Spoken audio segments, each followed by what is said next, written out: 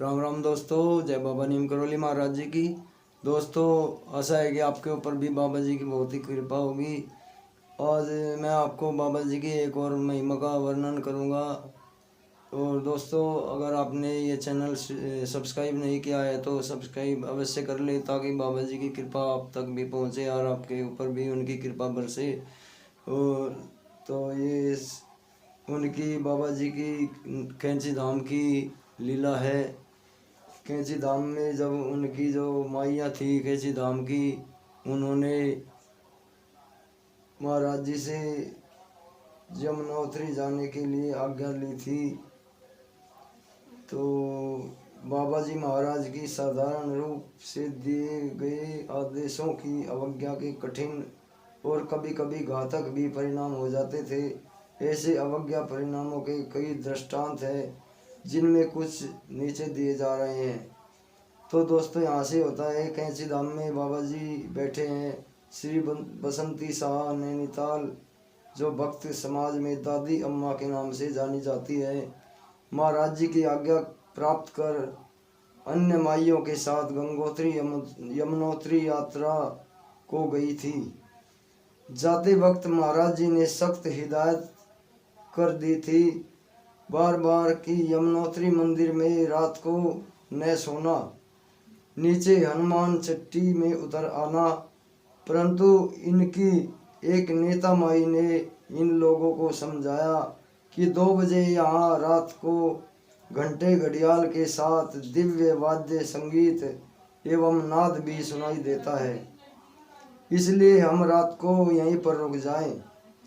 लेकिन इन्हें यह न मालूम था कि उस नाद को सहन कर पाने की शक्ति हर किसी में नहीं होती, जिस कारण ब्रह्मरेंद्र फट जाने से मृत्यु भी हो जाती है, और कि रात्रि को वहाँ शेर भी आता है।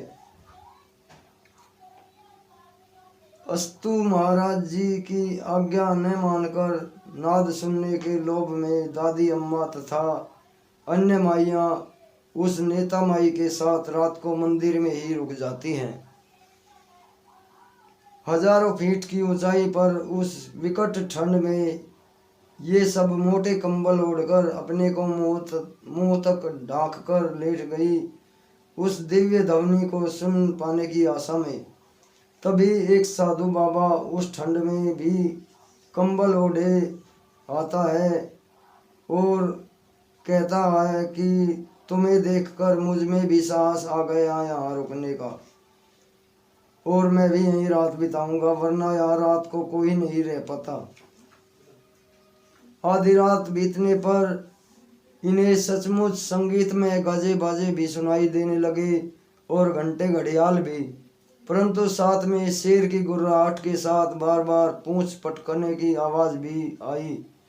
सुनकर इन सब की अत्यंत भय व्याप्त हो गया मन में, और उस मानसिक अवस्था में ये नाद भी सुन पाने का कोई प्रश्न नहीं उठ सकता था, क्योंकि इतना डर का माहौल हो गया था शेर गुर्राने से। और राम राम कर रात बिताई और सुबह वहाँ से लौट चली। साधु महाराज जी का सुबह वहाँ कोई भी पता नहीं चला कि वे कहाँ गए कहाँ नहीं गए। तो वो तो बाबा जी महाराज खुद ही उनकी रक्षा के लिए आए थे। और लौटते वक्त भी उनकी बस गैरसैंण नामक स्थान में एक खड्ड वाले मोड़ पर एक दूसरी बस से पूरी रफ्तार से ऐसे टकराई, इनके बस की तेल की टंकी फट गई, पर आग न लगने पाई। कुछ को इस टक्कर के कारण चोटें भी आई। किसी तरह ये पुनः कैंची धाम पहुंच गई, और वहां पहुंचने पर महाराज जी को प्रणाम करते ही पहली महिला को आशीर्वाद मिला, वह था बाबा जी की गालियों का अंबार। तो बाबा जी ने कहा, मेरी आज्ञा नहीं मानी, यमुनोत्री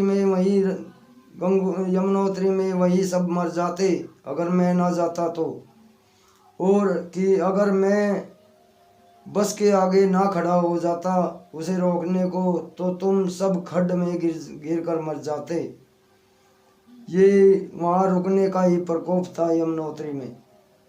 तो दयानिधि की आज्ञा का उल्लंघन ना करना और उन्हें सिर्फ इतना सा दंड देना बस कह दिया और बाबा ने उनकी जान भी बचाई। तो दोस्तों हमारे बाबा जी, बाबा नीम करौली जी बड़े दयालु हैं, जिस पे वे अपनी कृपा कर देते हैं बस उसके तो मानो दिन स्वर्ग हो जाते हैं दोस्तों। तो अपने भाई के इस चैनल को सब्सक्राइब अवश्य करें और बेल आइकन दबाएं ताकि बाबा जी की महिमा आपको मिल सके, आपको उनकी कृपा प्राप्त हो सके। तो अभी आज्ञा लेता हूँ दोस्तों। अभी दूसरा आपको गीता का 9वां अध्याय भी सुनाऊंगा। तो जय बाबा नीम करौली महाराज जी की जय। जय श्री राम।